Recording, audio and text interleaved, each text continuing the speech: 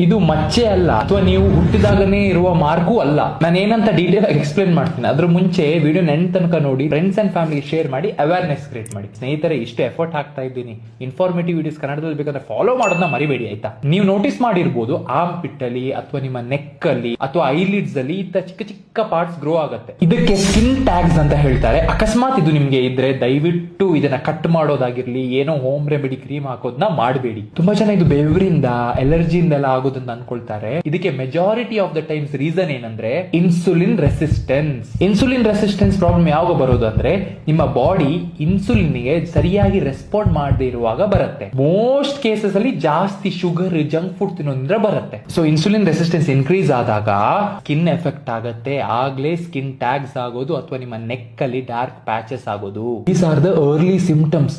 ನೀವು ಇದನ್ನ ಇಗ್ನೋರ್ ಮಾಡಿದ್ರೆ this can lead to type 2 diabetes. But good news ಏನಂದ್ರೆ ನೀವು ಕರೆಕ್ಟ್ ಆಗಿ ಡಯಟ್, ಲೈಫ್ ಸ್ಟೈಲ್, ಎಕ್ಸರ್ಸೈಸ್ ಮಾಡಿದ್ರೆ ಇದನ್ನ ಕಮ್ಮಿ ಮಾಡಬಹುದು. ಯಾರಿಗಾದ್ರೂ ಆಗ್ತಾ ಇದ್ರೆ ದಯವಿಟ್ಟು ಅವರಿಗೆ ಹೇಳಿ ಇದನ್ನ ತೆಗಿಯೋದ್ರ ಮೇಲೆ ಕಾನ್ಸಂಟ್ರೇಟ್ ಮಾಡೋದು ಬಿಟ್ಟು ಅವರ ಡಯಟ್, ಲೈಫ್ ಸ್ಟೈಲ್ ಅನ್ನು ಇಂಪ್ರೂವ್ ಮಾಡಕ್ಕೆ. ಯಾಕಂದ್ರೆ ಇದೊಂದು ಸೈನ್ ನಿಮ್ಮ ಬಾಡಿ ಹೇಳ್ತಿರೋದು ನೀವು ನಿಮ್ಮ ಬಾಡಿ ಮೇಲೆ ಕೆಲಸ ಮಾಡ್ಬೇಕಂತ. ಅರ್ಥ ಆಯ್ತಲ್ಲ? ಅಂಡ್ ಆಲ್ಸೋ ನಿಮ್ಗೆ ಹೆಲ್ಪ್ ಬೇಕು ಇದನ್ನ ಸರಿ ಮಾಡಕ್ಕೆ, ಪರ್ಸನಲ್ ಗೈಡೆನ್ಸ್ ಬೇಕು ಅಂದ್ರೆ ಲಿಂಕ್ ಕೊಟ್ಟಿದ್ದೀನಿ ಬಯೋ ಅಲ್ಲಿ.